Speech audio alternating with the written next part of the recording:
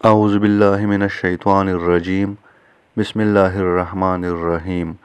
آج ہم آپ کو ایک ایسی دعا بتانے جا رہے ہیں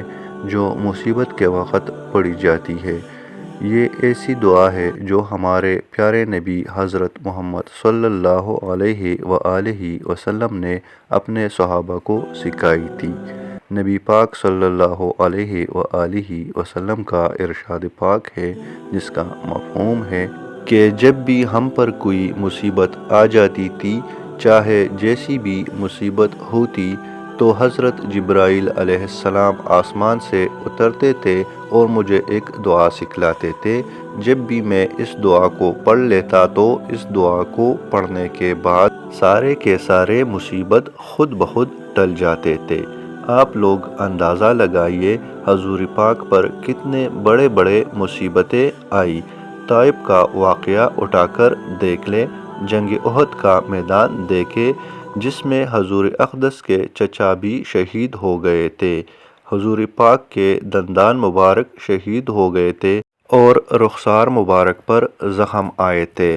اسی طرح جنگ بدر کا واقعہ، جس میں صرف 313 صحابہ کرام ہیں اور سامنے ہزاروں کی فوج، یہ سب مصیبتیں کس طرح ہٹ گئی؟ میرے نبی پاک صلی اللہ علیہ وآلہ وسلم نے فرمایا کہ جبرائیل امین نے مجھے ایک دعا سکھلائی، اس دعا کی بدولت سارے کے سارے مصیبت دور ہو گئے،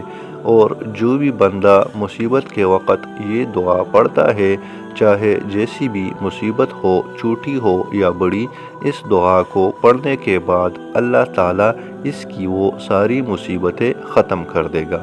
وہ دعا جو جبرائیل امین نے حضور اقدس کو سکھلائی، وہ دعا یہ ہے: توکلت علی الحی الذی لا یموت والحمد للہ الذی لم یتخذ ولدا ولم یکن لہ شریک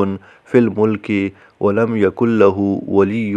من الذل وکبرہ تکبیرا۔ تو جو بھی بندہ اس دعا کو پڑھے گا، اللہ تعالیٰ اس کی تمام مشکلات اور مصیبتیں دور فرما دے گا، کیونکہ میرے نبی پاک صلی اللہ علیہ وآلہ وسلم کا خود یہ فرمان ہے کہ اس دعا کو پڑھنے کے بعد میری خود کی جو بھی مصیبتیں تھیں وہ ختم ہو گئی، تو تمہاری کیوں ختم نہیں ہوگی؟ دوستو، آخر میں آپ سے گزارش ہے، اگر ویڈیو اچھی لگے تو ویڈیو کو لائک کیجیے گا اور ثواب کی نیت سے آگے شیئر کیجیے گا،